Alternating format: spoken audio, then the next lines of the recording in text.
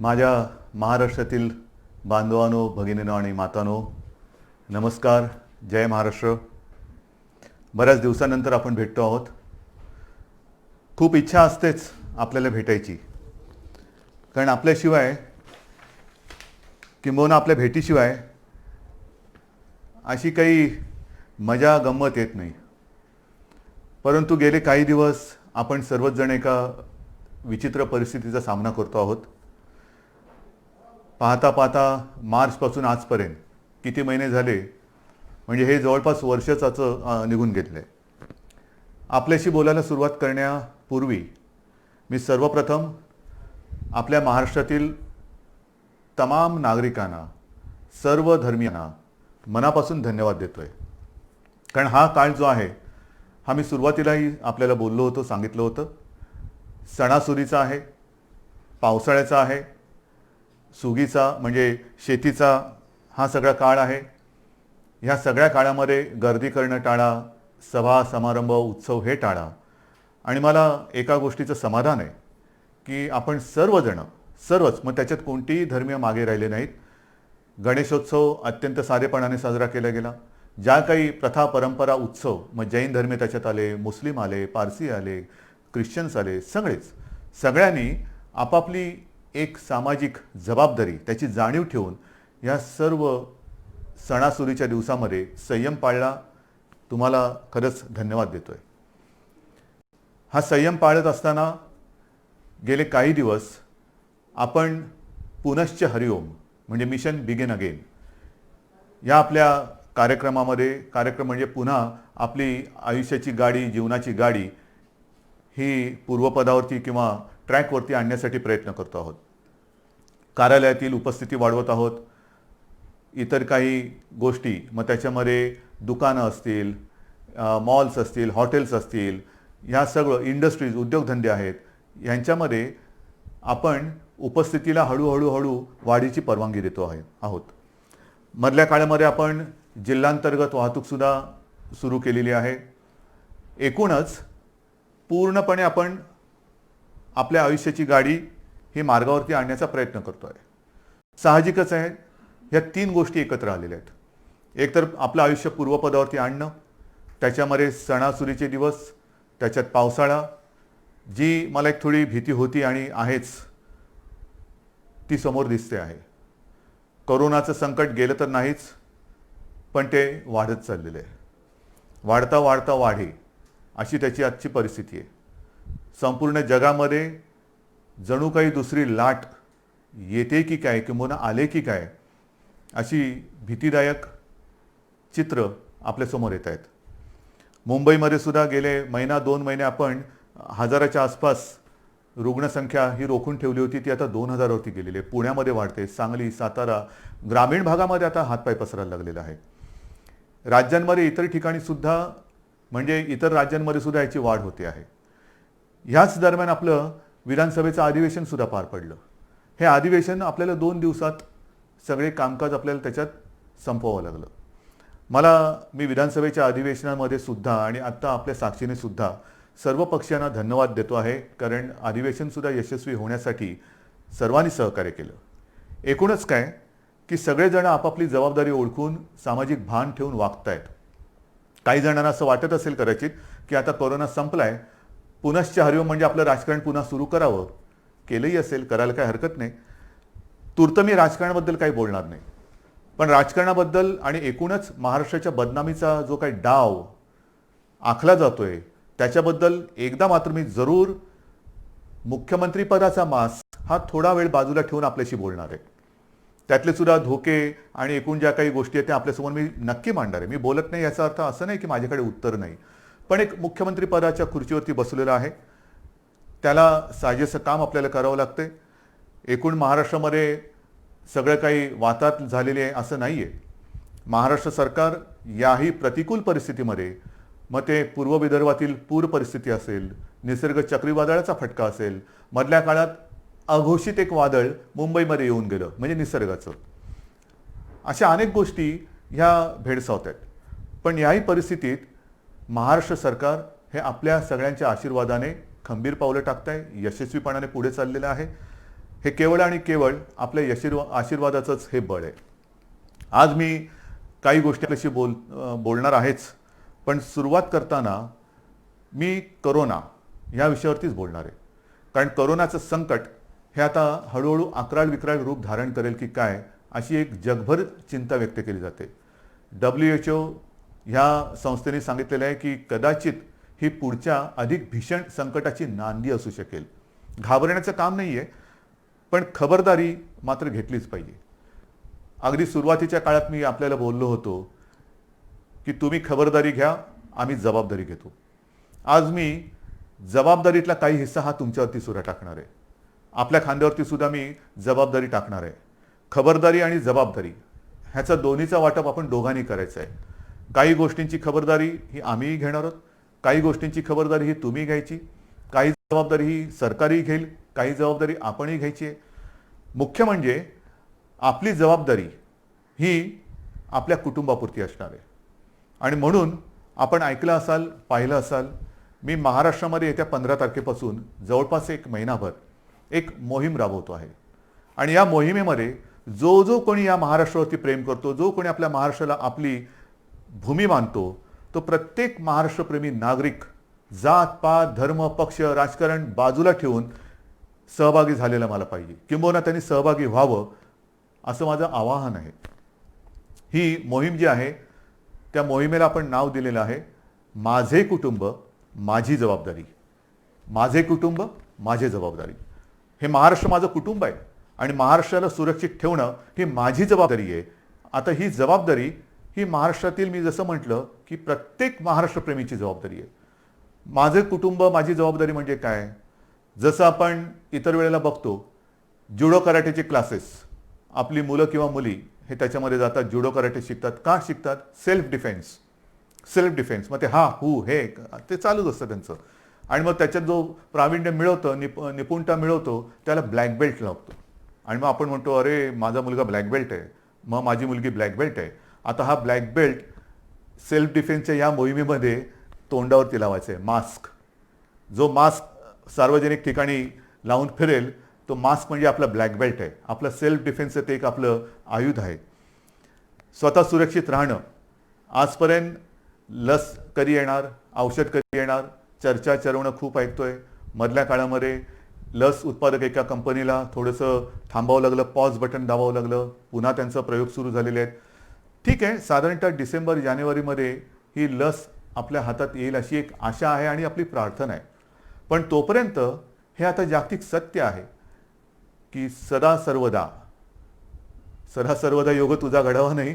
म्हणजे बाहेर फिरताना गर्दीच्या ठिकाणी सदा सर्वदा मास्क लावावा. कधीही मास्क काढून गर्दीच्या ठिकाणी फिरू नका. चार चौघामध्ये मास्क लावल्याशिवाय जायचं नाही, गर्दी करायची नाही. म्हणजे पहिली गोष्ट, एकतर आवश्यक नसेल तर घराबाहेर पडू नका. आणि आवश्यकता असेल, कारण आवश्यकता असतंच, रोजीरोटी कमवायची म्हणजे घराबाहेर पडणं आलंच. मग ते पडताना जिथे जिथे गर्दी होईल तिथे तोंडावरती मास्क लावायचा, एकमेकापासून अंतर ठेवायचं. त्याचबरोबरीने हात सतत धुत राहणं. हे काही नवीन नाही आहे. ही पहिल्या दिवशीची जी काही तुम्हाला मी खबरदारी घेण्याची एक गोष्ट सांगितली होती, तीच त्रिसूत्री. ही त्रिसूत्री हीच ह्या विषाणूपासून लांब राहण्याचं एक आयुध आहे. ह्याच्या पलीकडे अजूनही तसं काही आलंय.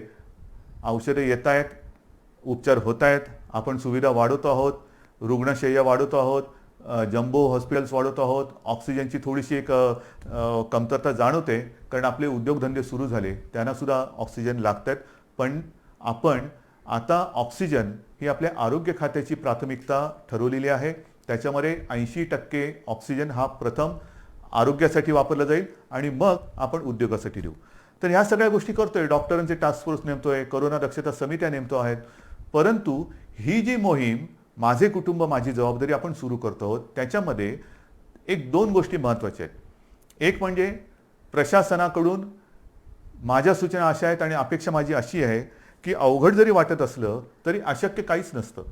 अवघड म्हणजे काय की महाराष्ट्राची लोकसंख्या ही जवळपास 12 कोटी आहे. ह्या 12 कोटी जनतेची आरोग्य तपासणी ही अशक्यप्राय आणि अवघड आहे. 12 कोटी कुटुंब म्हटल्यानंतर किती घरं आली, कुठे कुठे आली, घनदाट लोकवस्ती कुठे आहे, तुरळक लोकवस्ती कुठे आहे. आपला प्रयत्न असा असणार आहे की ह्या महाराष्ट्रातील प्रत्येक घरामध्ये पुढच्या महिनाभरामध्ये किमान 2 वेळा तरी आरोग्याची चौकशी करायला आपली टीम जाईल. त्याच्यामध्ये मला आमदार, खासदार, जिल्हा परिषद सदस्य, सरपंच, नगरसेवक सगळ्यांनाच मी सांगतोय की प्रत्येक जणांनी आपापल्या वॉर्डाची जबाबदारी घ्यावी. आपापल्या वॉर्डामध्ये म्हणजे छोट्या छोट्या विभागात जर का आपण जबाबदारी घेतली तर संपूर्ण महाराष्ट्र हा आपण याच्यामध्ये सहज व्यापून टाकू शकतो. कारण प्रत्येक मतदारसंघाला त्याचा लोकप्रतिनिधी आहे.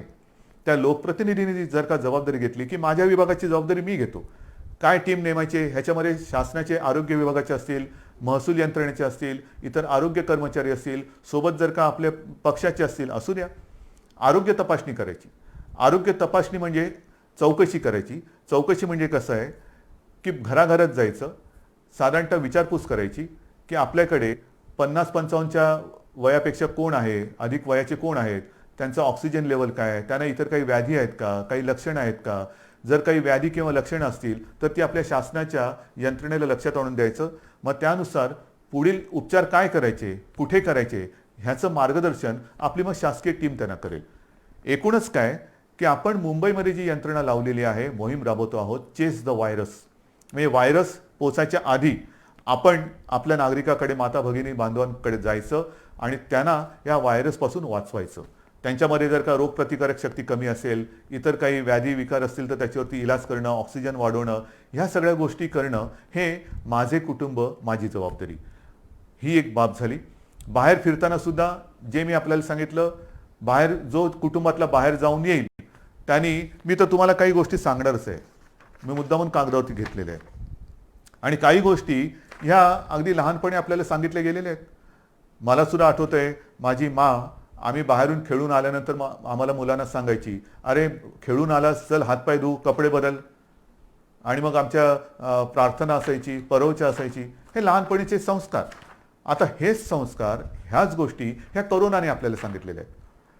बाहेर जाताना, बाहेर पडल्यानंतर सार्वजनिक ठिकाणी मास्क घालणे, बाहेरून गर्दीच्या ठिकाणावरून आल्याबरोबर आपल्यापासून माझं कुटुंब, ती माझी जबाबदारी आहे. मग समजा माझ्याकडनं कुठून त्यांना प्रादुर्भाव झाला, संसर्ग झाला, तर कुटुंब धोक्यात येऊ शकतं. आणि म्हणून मी बाहेरून आल्यानंतर पहिले जोडे बाहेर काढा. बाहेर सगळं फिरून आल्यानंतर चपला घालून आत यायचं नाही, बूट दाराशी काढायचे, आत आल्यानंतर हातपाय स्वच्छ धुवायचे, जर वाटलं आपल्याला तर आंघोळ करा, कपडे धुवायला टाका. या साऱ्या गोष्टी आहेत. रस्त्यावरती थुकू नका, सार्वजनिक ठिकाणी शिंकू नका, खोकू नका, या साऱ्या गोष्टी आहेत. पण त्याच आता आपल्याला कटाक्षाने पाळाव्या लागत आहेत. आणि म्हणून लोकांमध्ये वावरताना सुरक्षित अंतर ठेवावे, मास्क घालावा, हात वारंवार धुवावे. इतर व्यक्तींशी बोलताना हे आणखीन एक महत्त्वाचं आहे, इतर व्यक्तींशी बोलताना फेस टू फेस, काय मी त्याच्या तोंडावरती बोललो नाही, तोंडावरती नका बोलू. जरा समोरासमोर बोलण्याचं टाळायचं आहे. आणि बोलताना जरा फेस टू फेस न बोललं तर अधिक चांगलं. त्याच्यानंतर ऑनलाईन खरेदीवरती भर द्यायचं. जिथे जिथे सुपर मार्केट असतील किंवा काही सार्वजनिक बाजार असतील तिथे गर्दी नसलेल्या वेळी जावे, गर्दी करू नये. दुकानातील वस्तूंच्या सॅम्पलला कारण नसताना हात लावू नये. सार्वजनिक वाहनातून म्हणजे जसं शहरांमध्ये आपण आता बसेस सुरू केलेल्या आहेत, लोकलसुद्धा काही वर्गांसाठी सुरू केलेल्या आहेत, आणखीन काही त्याच्यात वाढ करतो आहोत, लोकलची वारंवारता वाढवतो आहोत, आणखीन हळूहळू सगळ्या गोष्टी आपण वाढवत जातो आहोत. पण सार्वजनिक वाहनात असाल तर बोलू नका, शक्यतो कमी बोला. त्याच्यानंतर बैठका, जशा बैठका आता मुख्यमंत्री घरी बसून काम करतात, घराबाहेर पडा. पण त्यांना कल्पना, हे माझ्यावरती जे आरोप करतायत ते जिथे गेलेले नाहीत, तिथे दुर्गम भागात मी व्हिडिओच्या माध्यमातून जाऊन येतो, फिरतो, तिथे मी सूचना देतो. जिथे तुम्ही पोचू शकत नाहीत, गेलेला नाहीत, तिथे मी जातोय, मी बोलतोय. कसा? या तंत्रज्ञानाच्या माध्यमातून. तर जिथे जिथे आवश्यकता असेल तिकडे, किंबहुना जर का आपल्याला बैठका घ्यायच्या असतील तर व्हिडिओ कॉन्फरन्सिंग करा. हे फार महत्त्वाचं आहे. त्याच्यानंतर जर लक्षणं आढळली, कोणाला जर का वाटलं, लक्षणं सुद्धा आता मी सगळ्या काही गोष्टी तुम्हाला सांगत नाही जाणार, बऱ्याचशा गोष्टी आपल्याला कल्पना आहे. लक्षणं आढळली तर तुम्ही कुठे गेला होतात, साधारणतः कोणाला भेटला होता, त्याची एक माहिती, त्याची एक यादी ही आपल्याला तपासायला आलेल्या आरोग्य अधिकारी किंवा जी शासन यंत्रणा असेल त्याच्याकडे द्या, की जेणेकरून त्यांच्यापासून, म्हणजे त्यांच्यावरती आपण इलाज करू शकू आणि त्यांच्यापासून इतरांना होणारा संसर्ग आपण थांबवू शकू. इतरांसमोर जेवताना, कारण आता हळूहळू आपण हॉटेल्स, मोठी जी 5 स्टार असतील, लॉजेस असतील, ह्या काही हॉटेल्सना आपण परवानगी दिलेत, पूर्ण चालवायला दिलेत. त्यांच्यामधले रेस्टॉरंट्सना परवानगी दिले. गेल्या आठवड्यात मला रेस्टॉरंटची काही लोक भेटून गेलेली जी ह्या हॉटेलच्या बाहेरची आहेत. आमचं काय करणार? जिमची लोक येऊन भेटून गेली. आमचं काय करणार? सगळ्यांशी मी बोलतोय. त्यांना सुद्धा काही सूचनावली मला द्यायची आहेत, ती पाळा आणि आपण ते ओपन करू. आणि म्हणून इतरांसमोर जेवताना समोरासमोर बसू नका. महत्त्वाचं काय की समोरासमोर हा जो व्हायरस येणं जाणं करू शकतो, त्याच्यात आपल्याला त्याचा मार्ग हा बदलून टाकायचा. म्हणजे समोरासमोर नसेल, बाजूला असेल, तर तो जर का दुर्दैवाने कोण त्याच्यात संसर्गजन्य असेल, झालेला असेल, संसर्ग झालेला असेल, संसर्ग बाधित, तर त्याच्यापासून दुसऱ्याला संसर्ग होणार नाही.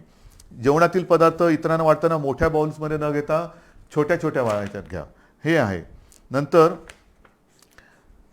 काही ठिकाणी आपण बघतो सार्वजनिक शौचालय असतील, त्याची स्वच्छता आणि निर्जंतुकीकरण तर हे आपण करतोच आहोत, करावं लागतंच आहे, करावं लागणारच आहे. पण घरामध्ये सुद्धा ज्यांच्याकडे आता शहरी भाग आहे, शहरामध्ये पूर्वीच्या शौचालयांची आता कमतरता आहे, ती जात चालली. नवीन ती युरोपियन स्टाईलची आली. त्याच्यात फ्लश करताना त्याचं झाकण बंद करून फ्लश करा, की जेणेकरून पुढचं सांगण्याची गरज नाही. नंतर जर भेटायचं असलं तर बंद जागेत भेटायचं टाळायचं, उघडं पाहिजे. मी मागेही आपल्याला सांगितलं होतं की एअर कंडिशनचा वापर करण्यापेक्षा खिडक्या, चला हवा येऊ द्या, हवा खेळती राहिली पाहिजे, हवेचं येणं जाणं चाललं पाहिजे. आणि अडचणीच्या जागी, अपुऱ्या जागी जास्त वेळ थांबू नका. अशा या काही गोष्टी आहेत, ह्या मी तुम्हाला ह्या मोहिमेच्या माध्यमातून सांगणार आहे. ही मोहीम आपल्याला राबवायची. ह्याच्यात मला जनतेचा सहभाग पाहिजे.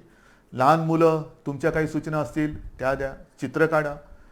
मी जाहिरात संस्थांना बोलवणार आहे, वृत्तपत्र वाहिन्यांना बोलवणार आहे, प्रसार माध्यमांना बोलवणार आहे. प्रत्येक जण मी काय करू शकतो, जसं ते म्हणतात ना, राम सेतू बांधताना खारीचा वाटा, प्रत्येकाने खारीचा वाटा सिंहाचा घ्यायचा तर सिंहाचा घ्या, खारीचा घ्यायचा खारीचा घ्या. पण मी या मोहिमेत आहे हे मला पाहिजे. सगळ्या जणांनी अत्यंत प्रामाणिकपणाने या मोहिमेत सहभागी होऊन, हे युद्ध आहे, हे युद्ध आता सार्वत्रिक, सगळी ज्या वेळेला जनता रस्त्यावरती उतरते तेव्हाच त्या युद्धामध्ये यश मिळतं.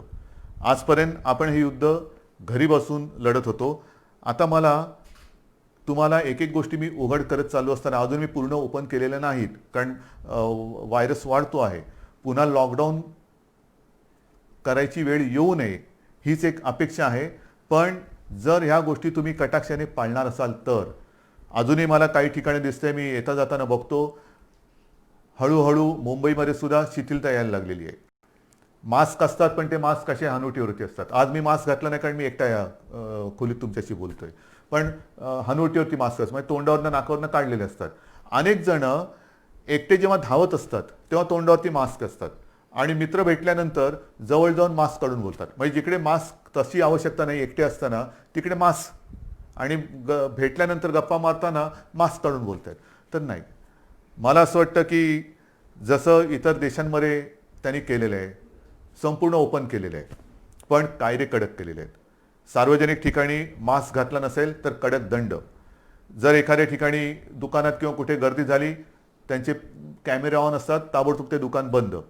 बसमध्ये सुद्धा किंवा मेट्रोमध्ये सुद्धा गर्दी झाली, ताबडतोब तिकडे ती कारवाई केली जाते. तर ह्या काही गोष्टी ह्या कायद्याने करण्याची गरज आहे का? का आपण आपली सुरक्षितता किंवा आपली जबाबदारी आपण पार पाडू शकत नाही का? आपण करू शकतो. पण हे कायदे काही ठिकाणी आपल्याला जरूर करावे लागणार. जर का मास्क घातला नाही, दंड करावा लागणार. गर्दी झाली, पुढची थोडीशी कारवाई करावी लागणार. तर अंगवळणी या गोष्टी पडेपर्यंत थोडंफार आपल्याला या गोष्टी समजून घ्याव्या लागतील. शिथिलता आपल्या वागण्यात येता कामा नये. आयुष्यामध्ये हे संकट हे कदाचित जगावरचं पहिलं महाभयानक संकट असेल, आणि त्याचा सामना आपण करतोय, आपली पिढी त्याचा सामना करते आहे. आणि हे संकट हे शेवटचं असेलच असं नाही. कदाचित पुढे अशी संकटे येऊ शकतील, आणि एकूणच ह्या संकटातून बाहेर पडताना पुढच्या संकटाचा सामना कसा करावा ते ह्या संकटातून आपण शिकू शकतो. हे झालं या कोरोनाच्या बाबतीमध्ये.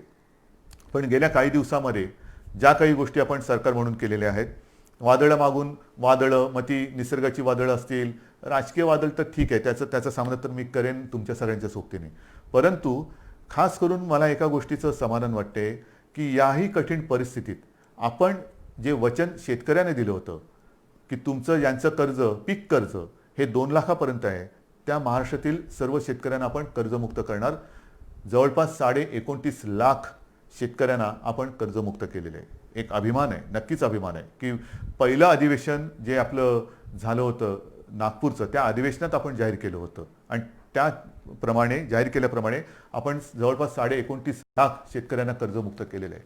यावर्षी विक्रमी कापूस खरेदी केलेली आहे. जिथे जिथे जे काही नुकसान झालेलं आहे, आणखीन काय झालेलं असेल, तिथे तिथे सरकार म्हणून आपली जबाबदारी आपण पार पाडतो आहोत. एकूणच सरकार शेतकऱ्यांच्या आणि महाराष्ट्रातील नागरिकांच्या सोबत त्यांच्या पाठी खंबीरपणाने उभं आहे. आणखीन एक विशेष गोष्ट म्हणजे जवळपास पुढचं वर्ष आपल्या महाराष्ट्रातील जे कुपोषित बालकं आहेत, आदिवासी बालकं आहेत, अशा जवळपास 6.5 लाख बालकांना आपण वर्षभर मोफत दूध भुकटी देतो आहोत. त्याचबरोबरीने जवळपास 1.25 लाख अशा माता भगिनी आहेत ज्या गरोदर आहेत किंबहुना काही स्तनदा माता आहेत, त्यांच्या आरोग्यासाठी सुद्धा आपण ही दूध भुकटी मोफत देत आहोत. या गोष्टी करतोत आपण. गेली काही वर्ष आदिवासींसाठी, आदिवासी माता भगिनी बांधव आहेत, त्यांच्याकडे बऱ्याचदा कोणाचंच लक्ष नसतं, पण त्यांच्यासाठी खावटी अनुदान योजना जी होती, जी गेली काही वर्ष बंद झाली होती, ती सुद्धा आपण चालू केलेली आहे. शिवभोजन आपण 10 रुपयामध्ये थाळी देत होतो, ती या काळात 5 रुपयात केलेली आहे. जवळपास 2.25 कोटी, जवळपास 2.25 कोटी थाळ्यांचं वितरण या कोरोनाच्या काळात झालेलं आहे आणि हे सतत चालू आहे. बेड्स वाढवत आहोत. म्हणजे मी विधानसभेत माहिती दिली होती की जेव्हा कोरोनाचा पहिला रुग्ण आपल्या राज्यात सापडला तेव्हा संपूर्ण राज्यात साधारणतः सगळे मिळून 7,500 रुग्णशय्या होत्या. 7,500, 7,700 आणि काहीतरी. आजच्या घडीला आपल्या राज्यात सर्व बेड्स जर का धरले, त्याच्यात नेहमीचे beds, oxygen beds, ICU, ventilators, तर किमान 3,60,000 बेड्स आपण ह्या गेल्या 4-5 महिन्यात वाढवलेले आहेत. ICU बेड्स वाढवलेले आहेत, डायलिसिसचे बेड्स वाढवलेले आहेत. म्हणजे असं काही नाही की लॉकडाऊन करून आपण गप्प बसलो. लॉकडाऊनमध्ये संसर्गाची साखळी तोडणं, पण त्याचबरोबरीने आपण आरोग्यविषयक सुविधा तयार करणं, हे काम आपण करतो आहोत आणि आज देखील ह्याच्यात खंड नाही पडलेला. जिथे जिथे आवश्यकता असेल तिथे तिथे आपण ह्या बेडची संख्या वाढवतो आहोत. इतर ऑक्सिजन जसं मी म्हटलं तसं थोडे दिवस थोडीशी आपल्याला एक उणीव भासते आहे, चणचण भासते आहे, कारण ऑक्सिजन जरी उपलब्ध असला तरी त्याच्यासाठी कंटेनर उपलब्ध होत नाहीत. तर ह्या सगळ्या गोष्टी जुळवाजुळव करून आपण यातनं मार्ग काढतो आहोत. औषधांमध्ये सुद्धा कुठेही आपण पुरवठा करण्यामध्ये कमी पडत नाहीत. सगळ्या गोष्टी करतो आहोत. किती गोष्टी तुम्हाला सांगायच्या. माझ्याकडे इकडे कागदाची चवडच आहे. ह्या सगळी चवड जर का वाचत बसलो तर संध्याकाळ काय रात्र सुद्धा झाली तरी आपण बोलतच बसू. शिक्षणाच्या बाबतीत सुद्धा ह्या सगळ्या गोष्टी अवघड आहेत, होत्याच. कारण काही ठिकाणी आपण ऑनलाईन शिक्षण सुरू करू शकलो, काही ठिकाणी ऑनलाईनची व्यवस्थाच नाही. मग अशा ठिकाणी ही सगळी सरमिसळ करत करत करत करत आपण शिक्षणाची सुद्धा एक सुरुवात केलेली आहे. मला असं वाटतं की अशी कोणतीही बाब आपण शिल्लक ठेवलेली नाही की जिकडे सरकार म्हणून आपण आपलं काम केलेलं नाही आहे. जसं निसर्ग चक्रीवादळ आलं, निसर्ग चक्रीवादळामध्ये जवळपास 700 कोटी रुपयांची मदत प्रत्यक्ष आणि इतर घरं बिरं असतील त्या माध्यमातून आपण केलेली आहे. अजूनही मदत चालू आहे. नुकतीच तिकडे केंद्राचं पथक येऊन गेलं, संपूर्ण पाहणी केली आणि केंद्रीय पथकसुद्धा समाधान व्यक्त करून गेलं. हे आता केंद्राचं पथक हे म्हणजे कदाचित माणसं बदलली असतील, पण केंद्राचं पथक आता पूर्व विदर्भात जिथे 15 दिवसापूर्वी भीषण पूर आला होता तिथली पाहणी करते. त्या पूर्व विदर्भात सुद्धा आपण तातडीने तत्काळ मदत म्हणून जवळपास 18 कोटी रुपये पाठवून दिलेले आहेत. पण एक मी माझ्या पूर्व विदर्भातील पूरग्रस्त माता भगिनींना आणि बांधवांना सांगतो की तुम्ही काळजी करू नका. ज्याप्रमाणे आपण कोल्हापूर आणि सांगली इथल्या पुरामध्ये जशी गेल्या वर्षी त्याच्या 1-1.5 वर्षात जो पूर आला होता तिथल्या जनतेला मदत केली, तशीच संपूर्णपणे मदत ही महाराष्ट्र सरकार, तुमचं सरकार तुम्हाला केल्याशिवाय राहणार नाही. हे करतो आपण. या सगळ्या गोष्टी कुठेही उणीव न ठेवता आपण पार पाडतो आहोत. अनेक संकट जरी आली तरी सरकार काय गप्प नाही बसलेलं. शेतकऱ्याच्या पाठी ते उभा आहे. याचं कारण का? कारण शेतकरी हा वर्क फ्रॉम होम नाही करू शकत. आपण सगळेजण ऑफिसमध्ये येणारी जाणारी लोक वर्क फ्रॉम होम करतो, पण उद्या शेतकऱ्यांनी ठरवलं वर्क फ्रॉम होम म्हणजे काय करणार? तर शेतकरी जो आहे त्याच्यासाठी सुद्धा आपण एक नवीन योजना ही आणलेली आहे. जसं मी आता ही मोहीम एक वेगळी तुम्हाला सांगितली करोनाच्या बाबतीत, तसंच शेतकऱ्याच्या बाबतीमध्ये. कारण मी काय बघतोय गेले अनेक वर्ष, शेतकरी बिचारा अंधारात उडी मारतो. त्याला कल्पना नाही की उद्या निसर्ग राजा त्याला साथ देईल का प्रकोप दाखवेल, रुसेल का हसेल, त्याला काहीच सांगता येत नाही. तरी देखील तो त्याच्या परीने त्याचं जे काय असतं, घरदार असेल, जमीन असेल, वेळप्रसंगी पत्नीचे दागिने असतील, मग त्याच्या कुटुंबातला त्याचा, मी थांबलो का कारण अनेकांना आश्चर्य वाटेल, कुटुंबातील त्याचा बैल, हो त्याचा तो कुटुंबीय असतो, तो सुद्धा त्याला गहाण टाकावा लागतो.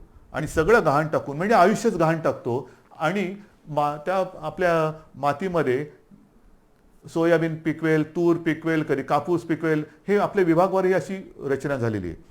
आणि मग आपल्याला अनुभवास काय येतं, जर निसर्गाने साथ दिली, पीक तरारून आलं, तर त्याला जास्त झालं म्हणून भाव मिळत नाही. निसर्ग रुसला, पावसाने झोडलं, गारपीट झाली, तर उभं पीक म्हणजे सोनं त्याच्या डोळ्या देखत मातीमोल होतं. म्हणजे तरी त्याची पंचायत झाली. डोक्यावरती कर्जाचं ओझं हे वाढतच चालतं. त्या डोंगरातून तो कधी, डोंगराखालून तो कधी बाहेरच येत नाही. आणि म्हणून आपण शेतकऱ्यांसाठी जे पिकेल तेच विकेल, जे विकेल ते पिकेल. आतापर्यंत जे पिकेल ते विकेल असं होतं, पिकणार ते विकणार काय. आता मी उलटं केलं, जे विकेल तेच पिकेल. म्हणजे काय की साधारण कृषी खातं जे आपलं आहे ते एकूण जगभर बघेल, राज्यात बघेल, देशात बघेल की यावर्षी कोणत्या पिकाला बाजारपेठ आहे, कोणतं पीक कुठे विकलं जाईल, कापूससुद्धा किती विकला जाईल, कोणत्या दर्जाचा विकला जाईल, सोयाबीन असेल, तूर असेल, तांदूळ असेल, मका असेल, कोणत्या प्रतीचा, कोणत्या दर्जाचा मका पाहिजे, तूर पाहिजे, सोयाबीन पाहिजे. आणि तसंच बी बियाणं हे शेतकऱ्याला दिलं जाईल. म्हणजे महाराष्ट्राची ओळख एक दर्जेदार पीक देणारा महाराष्ट्र अशी आपल्याला करायची. जे विकणार असेल तेच आम्ही पिकू आणि आम्ही जे पिकू ते विकणार आहोत. आणि त्याच्यासाठी आपण गटशेती म्हणा, शेतकऱ्यांना सुद्धा जो असंघटित शेतकरी आहे त्याला आपण संघटित करतो आहोत. त्यांच्या काही सूचना आपण घेतो आहोत. गेल्या आठवड्यामध्येच हा मी कार्यक्रम केला. सगळ्या शेतकऱ्यांनी दादा ह्या कार्यक्रमाची कल्पना दिली की आता तुम्ही अंधारात उडी नका मारू, आपण सरकार तुमच्या सोबत आहे. एखादं पीक आल्यानंतर हमी भाव, हमी भाव, हमी भाव. आता हमी भाव नाही, आता हमखास भाव. माझं जे काही मी मेहनत करतो आहे, कष्ट करतो आहे, रात्री रात्री सुद्धा जाऊन मेहनत करतो आहे, शेतामध्ये राबतो आहे आणि सोनं पिकवल्यानंतर त्या सोन्याला सोन्याचा भाव मिळणार नसेल तर हे सगळं फुकट गेलं. आणि त्याच्यासाठी हमी भाव आता मागायचं नाही, हमखास भाव. आणि जे मी पिकवणार आहे ते विकलं गेलंच पाहिजे. ही जी एक साखळी आहे ती साखळी आता आपण निर्माण करतो आहोत. आणि त्या साखळीमध्ये हा सगळा नाशिवंत माल असतो, भाजीपाला असेल, धान्य असेल, त्यांच्यासाठी विभागवार आपण शीतगृह असतील किंवा स्टोरेज, कोल्ड स्टोरेज, गोडाऊन्स असतील, त्याची एक साखळी निर्माण करतोय.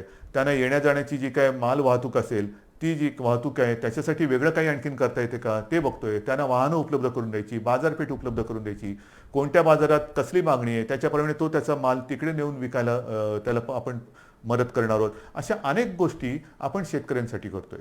आपल्या राज्यातला शेतकरी ह्या कर्जबाजारी यापुढे राहता कामा नये. स्वतःच्या पायावरती अभिमानाने तो बोलला पाहिजे की मी माझ्या महाराष्ट्रातला शेतकरी आहे. आणि ही जी आताची कोरोनाची एक लाट येते, लाटेमागून लाट, ह्याच्यामध्ये असं म्हटलं जातं की अनेक देशांमध्ये भूकबळी जाण्याची शक्यता आहे. भूकबळी म्हणजे त्या देशांमध्ये शेती जिथे होत नाही तिथे त्यांना अन्नधान्य हे बाहेरून आणावं लागतं. हा आपला देश हिंदुस्थान हा तर कृषीप्रधान देश आहे. आणि कृषीप्रधान देशामध्ये महाराष्ट्र हे सगळ्यात प्रगत प्रयोगशील राज्य आहे. महाराष्ट्रामध्ये सतत प्रयोग हे होत राहतात. सुधारणा, आधुनिकीकरण हे महाराष्ट्राचा स्थायी भाव आहे. आणि म्हणून मला शेतीमध्ये सुद्धा ही आगळी वेगळी क्रांती करायची आहे तुमच्या साहाय्याने. हे सगळं झालं, आत्तापर्यंत तुमच्याशी मी बोललो. त्याच्यानंतर जे मी तुम्हाला सांगितलं की एका मागोमाग एक विषय येत आहेत. गेल्या आठवड्यात अचानक असाच विषय समोर आलेला आहे, तो मराठा आरक्षणाचा. मराठा आरक्षण खरं म्हणजे हा विषय अशा पद्धतीने येण्याची काही आवश्यकता नव्हती. आपण महाराष्ट्र राज्याने सर्व पक्षाने, म्हणजे त्याही वेळेला सत्तेमध्ये शिवसेना होतीच, भारतीय जनता पक्षासोबत होती, राष्ट्रवादी आणि काँग्रेस विरोधात होते, तरी देखील चारही महत्त्वाच्या पक्षांनीच नव्हे तर विधिमंडळातील सर्व पक्षांनी एकमताने मराठा समाजाच्या न्याय हक्काचा हा जो काही लढा होता त्याला न्याय देण्यासाठी मराठा आरक्षणाचा निर्णय घेतला. सर्व पक्षांनी घेतला. एक मताने घेतला, बहुमताने घेतला नाही, एक मताने घेतला आणि आपण तो मंजूर केला. त्याला इकडे उच्च न्यायालयात आव्हान दिलं गेलं, ते आपण जिंकलो. त्याच्यानंतर सर्वोच्च न्यायालयात आव्हान दिलं गेलं, ती लढाई आपण लढतो आहोत. ही लढाई लढताना पहिल्या सरकारने जे वकील दिले त्याच्यात कोणी आपण बदलले नाही. देशातील जे सर्वोत्तम सर्वोत्तम सर्वोत्तम वकील असतील ते आपण त्याच्यात दिलेले आहेत. त्याचबरोबरीने वकील कमी न करता आणखीन त्याच्यात ज्यांनी ज्यांनी सूचना दिल्या तेही वकील आपण त्या पॅनलवरती घेतलेले आहेत. बरोबरीने काही संस्था, काही व्यक्ती या केसमध्ये त्याच्यात त्याने इंटरव्हेन केलं. त्यांनी देखील त्यांच्या त्यांच्या परीने त्यांच्या पसंतीचे वकील याच्यात दिले.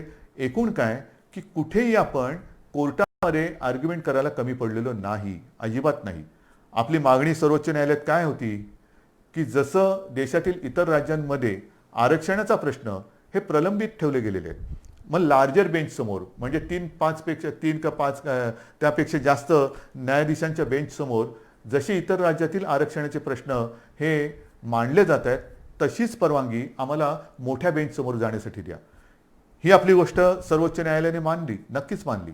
त्याच्याबद्दल मी त्यांना धन्यवाद देतोय.